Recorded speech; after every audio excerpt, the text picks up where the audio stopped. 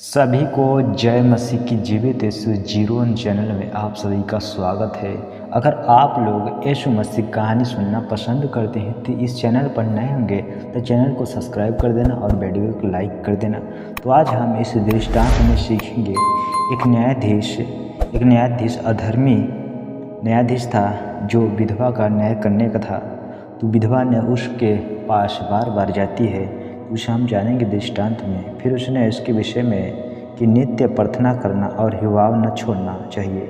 उनसे यह दृष्टांत कहा, किसी नगर में एक न्यायाधीश था जो परमेश्वर से न डरता था और न किसी मनुष्य की परवाह करता था। लेकिन वहाँ पर एक विधवा रहती है।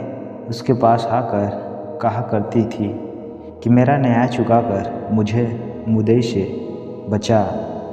कुछ समय तक वह न माना, परंतु अंत में विचार कर कहा, यद्यपि मैं परमेश्वर से डरता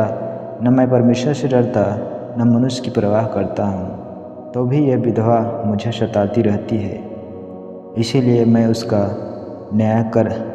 न्याय चुकाऊंगा। कहीं ऐसा न हो कि घड़ी घड़ी आकर अंत को मेरी नाक में दम करे। प्रभु ने कहा, सुनो यह धर्मी न्यायाधीश क्या कहता है।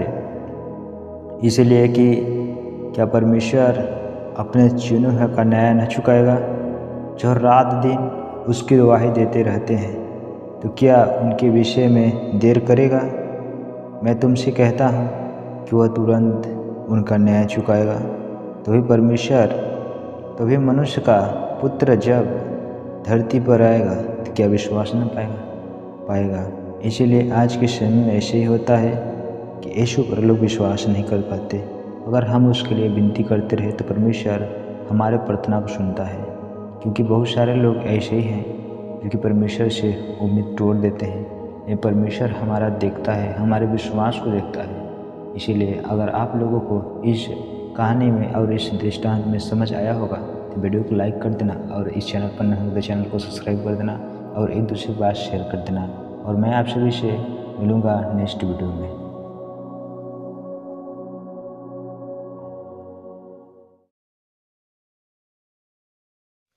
ऐसा हुआ कि जब यीशु मसीह यरूशलेम जा रहे थे, सामरियों के गलील के बीच से होकर जा रहे थे।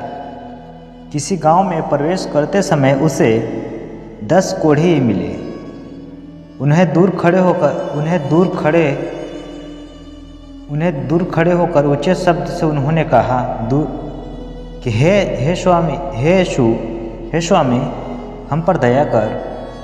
उसने उन्हें कहा कि आओ और अपने आप को याजकों को दिखाओ। क्योंकि यीशु मसीह ने ऐसा ही बोला, उन्होंने चंगा हो गया और जाते ही जाते शुद्ध हो गए। तब उनमें से सोचा कि हम यीशु से भेंट करें और यीशु पास आया, क्योंकि वो चंगा हो गया था। वो चाहता था कि मैं यीशु को दिखाऊं। ऊंचे शब्द से परमेश्वर की बड़ाई करता हुआ यीशु पास लौटा और यीशु के पाँव पर मुँह के बल गिरकर उसको दंडवत और धन्यवाद करने लगा, और वह सामरी था। इस पर यीशु ने कहा, क्या 10 शुद्ध न हुए? तो फिर वह 9 कहाँ गए? इस परदेशी को छोड़ और कोई न निकला जो परमेश्वर की बुराई करता। तब उसने कहा, उठकर चला जा, तेरे विश्वास ने तुझे चंगा कर दिया।